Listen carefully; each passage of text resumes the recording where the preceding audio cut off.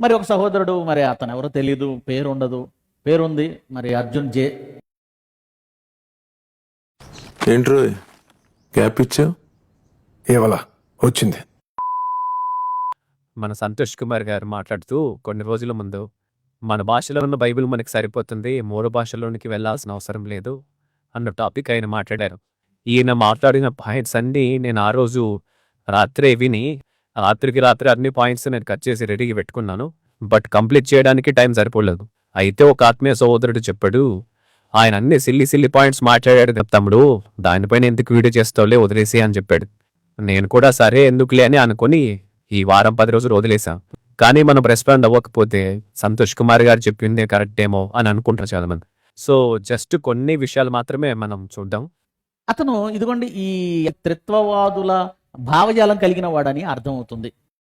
అవును, నేను బైబిల్ చెప్తున్న ఆ త్రిత్వాన్ని నమ్ముతాను. అయితే త్రిత్వం అనే పదమే బైబిల్లో లేదని వీళ్ళే చెప్తున్నారు, ఆర్టీఎఫ్ వాళ్ళు. లేదు, మరి ఎందుకు త్రిత్వం అనేది వచ్చింది? బీవైవైలో అందరికీ కాకపోయినా కనీసం కొందరికైనా బుర్ర పని చేస్తుంది మనం అనుకుంటాం, కానీ అంత ఇదే మైండ్ సెట్టే. త్రిత్వం అనే పదం బైబిల్లో ఎక్కడుంది చూపించండి దమ్ముంటే, అది ఇది అని అరుస్తారు. ఆ ఒక్క ప్రశ్నతోనే వీళ్ళకి ఎంత అజ్ఞానం ఉందో మనకు అర్థమైపోతుంది. సరే, త్రిత్వము అనే పదం బైబిల్లో లేదు కాబట్టి అది వాడటం తప్పు అని అనుకున్నాం కొద్దిసేపు. అయితే మీ పీవైవై పాఠాలలో కయ్యనుకు భార్య ఎక్కడి నుంచి వచ్చింది అన్న ఒక పాఠం ఉంటుంది, గుర్తుందా? అందులో ఏమని చెప్తారు మీరు? కయ్యను ఎవరినో కాదు, తన తండ్రికే పుట్టిన సొంత చెల్లిని పెళ్లి చేసుకున్నాడు అని మీరు చెప్తారు కదా. అది సరైందా కాదా అని కాసేపు పక్కన పెడితే, మరి కయ్యను తన సొంత చెల్లినే పెళ్లి చేసుకున్నాడు అని బైబిల్లో ఎక్కడుంది? ఎక్కడ రాశారు? మరి కయ్యను తన సొంత చెల్లిని పెళ్లి చేసుకున్నాడని బైబిల్లో ఎక్కడ ఉండబట్టి మీరు ఆ పాఠాన్ని తయారు చేసి చెప్తున్నారు జనాలకి? చెప్పండి మరి. ఆహా, అలా కాదండి, ప్రతిదీ బైబిల్లో అట్లా వ్రాయబడి ఉండదు. అక్షరాలు పదాలు కాదు, మనం భాష కాదు భావాన్ని తీసుకోవాలి ఆ సందర్భాన్ని బట్టి అని మీరు చెప్తారు కదా. మరి భావం ముఖ్యం అనుకునే కదా కయ్యను తన సొంత చెల్లినే పెళ్లి చేసుకున్నాడని భావాన్ని ఆలోచించి మీరు చెప్పామని అనుకుంటున్నారు. మరి త్రిత్వం అన్న పదం బైబిల్లో ఖచ్చితంగా ఉండన్నా? ఈ మాత్రం కనీస జ్ఞానం లేదా మీకు? యేసుక్రీస్తు గారు స్నానం చేశారు అని 4 సువార్తల్లో ఎక్కడ కూడా లేదు. పౌలు గారు కూడా ఎక్కడ చెప్పలేవు. అయితే బైబిల్లో లేదు కాబట్టి యేసుక్రీస్తు గారు స్నానం చేయలేదేమో అని చెప్పినా చెప్తారేమో మీరు. త్రిత్వము అనే పదం బైబిల్లో ఎక్కడుంది అని అడిగే ముందు మనకు భాష కాదు భావం ముఖ్యము అన్న డైలాగులు చెప్పడం మానేయండి ఫస్ట్. తరువాత ఎవరో 3వ శతాబ్దంలో ఉన్న ఒక చర్చి ఫాదర్ చెప్పాడట, దాన్ని ఫాలో అయిపోతారట. చర్చి ఫాదర్ చెప్పాడు, పెద్ద చెప్పాడు అంటే మనుషులు చెప్తే ఫాలో అయిపోతావా నువ్వు? బైబిల్లో కాన్సెప్ట్ ఏంటో చూడరెండు.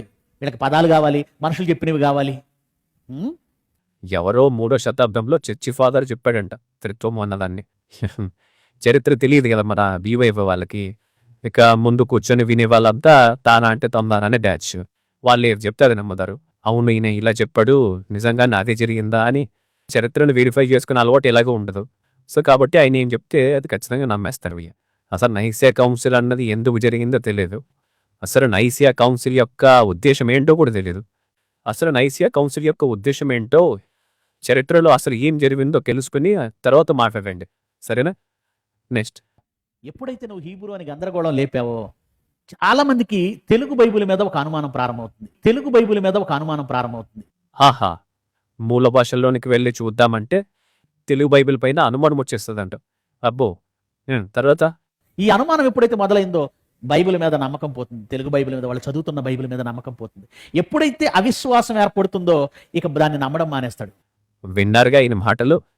మూల భాషలోనికి వెళ్దామంటే అవిశ్వాసులుగా మారిపోయే ఛాన్స్ ఉంది అని చెప్తున్నాడు ఈయన. మూల భాషల్లోనికి వెళ్ళి చూస్తే అవిశ్వాసులయ్యే ప్రమాదం ఉంది అంటే ఇప్పుడు నేను కొన్ని వీడియోస్ చూపిస్తాను. వాటి వల్ల అవిశ్వాసులయ్యే ప్రమాదం ఉందో లేదో మీరే నాకు చెప్పాలి. 4 సంవత్సరాల క్రితమో లేక 5 సంవత్సరాల క్రితం అనుకుంటా ఉపేంద్ర గారు దేవుని ప్రేమ గురించి గొప్పగా చెప్తూ సెమినార్లో, గ్రీకులో ప్రేమ అన్నదానికి ఒకే పదం ఉండదు, తల్లి బిడ్డల మధ్య ఉండే ప్రేమకు ఒక పదం ఉంటుంది, ప్రేయసి ప్రియుడి మధ్యలో ఉన్న ప్రేమకు ఒక పదం ఉంటుంది, దేవునికి మనకి మధ్య ఉండే ప్రేమకు ఒక పదం ఉంటుంది అని చెప్పి గ్రీకులోనికి వెళ్ళి చాలా చక్కగా ఆయన వివరించారు. సో మూల భాషల్లోనికి వెళ్ళి చాలా గొప్పగా చెప్పాడు ఆయన. చాలా మంచిగా అనిపించింది. చాలా మంది చప్పట్లు కొట్టారు అప్పుడు వైజాగ్ సెమినార్లో. మరి అప్పుడు ఉపేంద్ర గారు మీరు ఆగండి, ఇలా మూల భాషలోనికి వెళ్ళి చెప్పడం వల్ల తెలుగు బైబిల్ తప్పనుకుంటారు, అవిశ్వాసంలోకి వెళ్ళిపోతారు. చెప్పడం తప్పు అని ఆపలేదే. అలాగే మీ బీవైవై సంస్థలోనే పనిచేస్తున్నటువంటి శాంసన్ గారు మూల భాషలను వాడి చాలా మంచివి చెప్తారు. ఆయన కూడా నీ బీవైవైకు చెందిన వాళ్ళే చాలామంది శాంసన్ గారి వీడియోస్ కింద కామెంట్స్ పెడతారు, అన్న చాలా బాగా చెప్పారన్న, మంచిగా చెప్పారన్న, మంచి కౌంటర్ ఇచ్చారన్న అని పాజిటివ్ కామెంట్స్ పెడుతున్నావు. మరి అప్పుడు చెప్పలేదే మూల భాషలోనికి వెళ్తే అవిశ్వాసం వచ్చేస్తుంది అని మీ శాంసన్ గారిని ఖండించలేదే. ఆయన చెప్పింది తప్పు అని నేను అనట్లేదు, కానీ మీ దగ్గరే మూల భాషలోనికి వెళ్ళి ఆలోచించేవారు ఉన్నప్పుడు బయట వాళ్ళకు చెప్పకూడదు కదా మూల భాషలోనికి వినడం తప్పని, అవసరం లేదు అని కదా. ఒక పక్క మూల భాషలోనికి వెళ్ళటం అనవసరమని మేం చెప్తుంటే నువ్వెందుకు వెళ్తున్నావు నాన్న మూల భాషలోనికి అని శాంసన్ గారికి చెప్పే ధైర్యం ఎలాగో మీ అందరికీ లేదు. సరేనే, అంతెందుకు, నా వాదన కరెక్టు అని నిరూపించుకోవడానికి మీ ప్రసన్న బాబు గారే, మీ బీవైవై సంస్థకు చెందిన ప్రసన్న బాబు గారే మూల భాషలోనికి వెళ్ళి మేం చెప్తున్నది కరెక్టు అని అన్నాడు ఆయన. అది కూడా చూసేయండి. ఏమని అన్నాడు అనేది ఇప్పుడు చూద్దాం. ఏనా ముందు వైట్ చూపించాను, అందరు చూపించా కదా. ఇక్కడ చూడండి, ఇది ఒక ఇంగ్లీష్ ఒకటి ఉందో చూడండి, ఇంగ్లీష్ అని. అలా లెఫ్ట్ సైడ్ లో మీకు కనబడుతుంది గ్రీక్. అక్కడ వెన్ అనే పదానికి పక్కన ఒరావ్ అని ఉంది, ఏదో ఏమండి ఏమంటే అక్కడ హొటాన్ అని ఉంది. అలాగే దెన్ అనే పదానికి when they again he brings the first born in to the world అంటే హెబ్రీ పత్రిక 1వ అధ్యాయం 6వ వచనం హెబ్రీ పత్రిక గ్రీకు భాషలో ఏముందో మీకు చెప్తున్నాడు. అక్కడ ఇంగ్లీష్ లో పక్క ఉంది, అది మీరైనా గూగుల్ చేసి చూడండి. మీ ప్రసన్న బాబు గారే తన వాదన కరెక్ట్ అనిపించుకోవడానికి ఇంగ్లీష్లోనికి వెళ్ళాడు, గ్రీకులోనికి వెళ్ళాడు. అప్పుడు మా ప్రసన్న బాబు గారు తప్పు చేశారు, మూల భాషలోనికి వెళ్ళటం వల్ల తెలుగు బైబిల్ పైన అనుమానాలు వస్తున్నాయి, అవిశ్వాసులుగా మారిపోతున్నారు అని చెప్పలేదే. ఉపేంద్ర గారు మూల భాషలోనికి వెళ్ళి చెప్పినప్పుడు అవిశ్వాసులుగా మారలేదు. శాంసన్ గారు మూల భాషలోనికి వెళ్ళి చెప్పినప్పుడు అవిశ్వాసులుగా మారలేవు. ప్రసన్న బాబు గారు మూల భాషలోనికి వెళ్ళి నా వాదన కరెక్టు అని నిరూపించుకున్నప్పుడు అవిశ్వాసులు కాలేదు. ఆర్టీఎఫ్ వాళ్ళు, మిగతా క్రైస్తవ సమాజము మూల భాషలు అవసరమని చెప్తే అయ్యయ్యో మూల భాషలకు వెళ్తే తెలుగు బైబిల్ పైన అనుమానాలు వస్తాయి, అవిశ్వాసాలు అయిపోతారు అని చెప్తారా? మీ వాళ్ళు చెప్తేనేమో విశ్వాసం గట్టిపడిపోతుంది, అదే మాట మేము చెప్తేనేమో అవిశ్వాసాలు అయిపోతారా? ఒకసారి ఈ వీడియో చూడండి. ఇక్కడ కూడా మనలో ఒక్కడు అంటాడు అంటే దేవుళ్ళలో ఆదాము ఒక్కడైపోయాడా? Yes, one among us the gods. దేవుళ్ళలో ఒక్కడయ్యాడు ఆదాము. బైబిల్ స్పష్టంగా చెప్తుంది, ఇది దేవుడే ఒప్పుకున్న విషయం. అవునా కదా చెప్పండి? మనలో ఒక్కడైపోయాడు. మనలో అంటే మనం దేవుళ్ళలో కలిసిపోయామా? ఎస్. అంటే 82 కీర్తన 1:6 చెప్పింది మనం దైవాలుగా మారాము అంటే ఎస్, మంచి చెడ్డలు ఎరిగిన తర్వాత we are one among the gods. తోట మధ్యలో ఉన్న చెట్టు ఫలాలను మీరు తినకూడదు, అది తింటే మీరు చచ్చిపోతారు, మీకు నాకు ఎడబాటు వస్తుంది, పండు తింటే పాపము అని దేవుడు అంటుంటే లేదు, పండు తిని పాపులు కాలేదు, పండు తిని దేవుళ్ళలో ఒక్కరయ్యారు, దేవునితో సమానులయ్యారు అని ఎవరు చెప్తున్నారు? మీ బీవైవై ప్రసన్న బాబే చెప్తున్నారు. మరి దీన్ని మీరు ఖండించారా? ఖండించరు. ఎందుకంటే ఇలాంటి చెత్త బోధలు విన్నప్పుడు మీ విశ్వాసం బాగా బలపడిపోతుంది కదా. పండు తిన్నాక దేవుళ్లలో సమానులైపోయారంట. దేవుళ్ళు అని అనటం ఏంటి? అసలు దేవుడు ఒక్కడే అని చెప్తుందా? బైబిల్ దేవుళ్ళు ఉన్నారని చెప్తుందా? అసలు బుర్ర పనిచేస్తుందా మీకు? మీ ప్రసన్న బాబు గారు దైవ దూషణ చేస్తున్నప్పుడు అవిశ్వాసులుగా మారిపోరు, మూల భాషలోనికి వెళ్ళి చూద్దామంటే అవిశ్వాసులైపోతారా? నోటికి ఏదొస్తే అది మాట్లాడేయటమే. తరువాత యేసు పుట్టక ముందు పరలోకం లేదు. పరలోకం పుట్టింది ఎప్పుడు తెలుసా? యేసు పుట్టిన తరువాత. యేసు ముందు పరలోకం లేదు. తండ్రి అయిన దేవుడు యెహోవా ఆయన ఎవరిని కన్నాడు? యేసుక్రీస్తుని కన్నాడు. ఎక్కడ కన్నాడు? పరలోకంలో. ఒకసారేమో పరలోకమే ముందు యేసు తర్వాత వచ్చాడు అని అంటారు, ఒకసారేమో యేసే ముందున్నాడు పరలోకం తర్వాత వచ్చింది అని అంటారు. ఏంటి కన్ఫ్యూజన్? మీకే క్లారిటీ లేదా? జనాలకి ఏం చెప్తారు? 2 నాలుకల మాటలు మాట్లాడేదే మీరే. ఇలాంటి మాటలు మాట్లాడినప్పుడు విశ్వాసం నుంచి తొలగిపోరా? మూల భాషలోకి వెళ్తేనే విశ్వాసం నుంచి తొలగిపోతారా? అసలు పరలోకం కంటే ముందు యేసుక్రీస్తు వారు లేరు అంటే ఆయన దైవత్వాన్ని ఎంత తగ్గించినట్టు తెలుసు అసలు మీకు? భయం లేదు అసలు మీకు దేవుడు అంటే? ప్రపంచంలో ఎక్కడైనా జ్ఞానం మన దగ్గరే ఉందని గప్పాలు కొట్టుకుంటారు మళ్ళీ. ఇలాంటి విషయాలు చెప్తే విశ్వాసం నుంచి తొలగిపోరు, బాగా విశ్వాసం బలమైపోతాయి. మూల భాషలోనికి వెళ్దామంటేనే విశ్వాసాలు అవిశ్వాసాలు అయిపోతారు కదా. తర్వాత ఇండియా వచ్చాడు తోమ, ఈడేడు చూసినట్టుగా రాలేదండి. ఎవడు చెప్పాడు తోమ రాలేదండి? నేనేం చేయాలి? తోమ పరదేశికి వెళ్ళిన తర్వాత నీ అందు చూస్తాడు ఆయన. ఇద్దరు బీవైవై సంస్థకు చెందిన వాళ్ళే. ఒకరేమో తోమా గారు ఇండియాకి వచ్చారా అంటారు, మరొకరేమో రాలేదు అంటారు. ఎవరికి నచ్చినట్టు వాళ్ళు ఏది పడితే అది చెప్తుంటే విశ్వాసులు అవిశ్వాసులు అయిపోరు.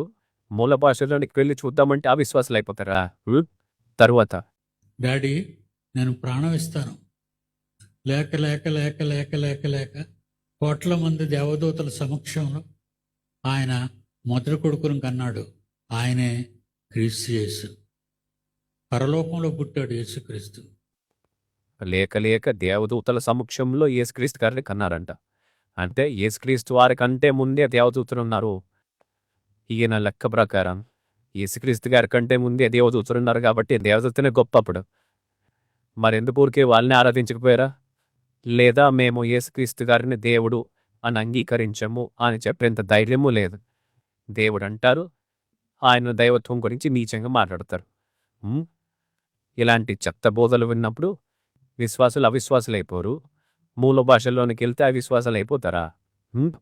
తర్వాత హెబ్రీ పత్రిక 1వ అధ్యాయంలో హెబ్రీ గ్రంథకర్త రాస్తూ తండ్రి అయిన దేవుడు యేసుక్రీస్తు గారిని దేవా ప్రభువా అని పిలిచాడు. యేసుక్రీస్తు వారు చాలా గొప్పవారు అని చెప్తున్నాడు. కానీ ఈయనేం చెప్తున్నాడు చూడండి ఒకసారి. యేసుక్రీస్తు వారిని దేవా ప్రభువా అని పిలిచింది తండ్రి అయిన దేవుడు కాదంట.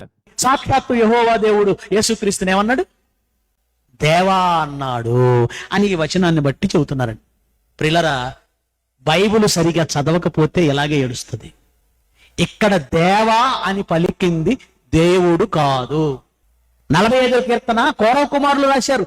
వాళ్ళు మాట్లాడుతున్నారు పరిశుద్ధాత్మ పూర్ణంలో ఏమని. దీనిపైన ఆల్రెడీ నేను ఫుల్ వీడియో చేసేసాను కాబట్టి ఈ నా క్లిప్ని ఫుల్గా పెట్టట్లేదు. అయితే ఈయనేమంటారంటే యేసుక్రీస్తు గారిని దేవా ప్రభువా అని పిలిచింది తండ్రైన దేవుడు కాదు, కోరవ కుమారులు అన్నారు. ఆ వచనాన్ని హెబ్రీ గ్రంథకర్త కోట్ చేశాడు కానీ అసలు తండ్రి అయిన దేవుడు కాదు యేసుక్రీస్తు వారిని దేవా ప్రభు అని పిలిచింది అని అంటాడు ఈయన. అయితే నేను ఒక మాట చెప్తాను. లాస్ట్ టైం వీడియోలో నేను మాట్లాడుతూ ఒక మాట అన్నాను. యెషయా గ్రంథం 7వ అధ్యాయం 14వ వచనంలో కన్యక అన్న పదము అంత క్లారిటీగా ఉండదు అని నేను చెప్తే సంతోష్ కుమార్ గారు ఇప్పుడు ఏమన్నారు, నాకు పాత నిబంధనలో క్లారిటీ లేకపోయినా పర్లేదు కానీ మత్తయి సువార్త 1వ అధ్యాయంలో కన్యక అని క్లారిటీ ఉంది కదా అని చెప్పారు. మంచి లాజికే కదా. మరి నేను అడిగేది ఏంటంటే పాత నిబంధనలో లేని క్లారిటీ కొత్త నిబంధనలో దొరికింది కదా అని మీరు అంటున్నారే.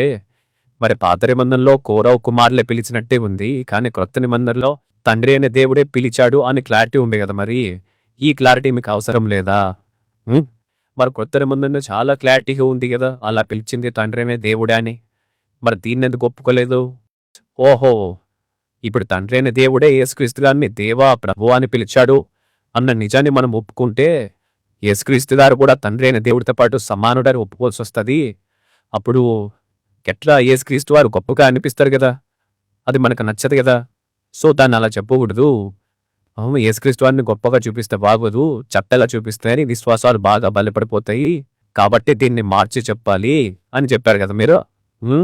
యేసుక్రీస్తు గారు దేవుడైనా కూడా తండ్రి అయిన దేవుడి కంటే తక్కువవాడు అని చెప్తే అప్పుడు విశ్వాసులుగానే ఉంటారు.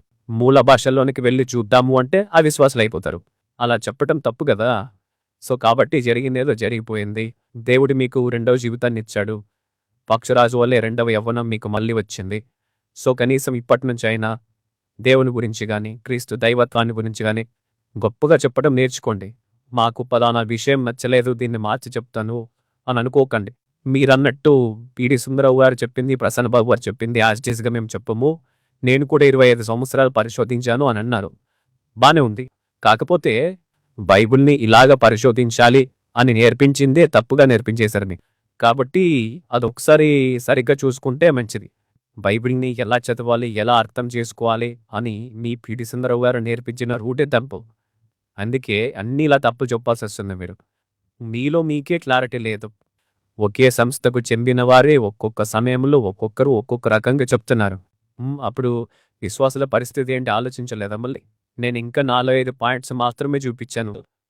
భవిష్యత్తులో బీవైవైలో ఉన్న 100 తప్పుల్ని ఒకే వీడియోలోనే చెప్తారు. ఆ లోపే మీరు అన్ని తప్పును సరి చేసుకుంటే మీకే బెటర్.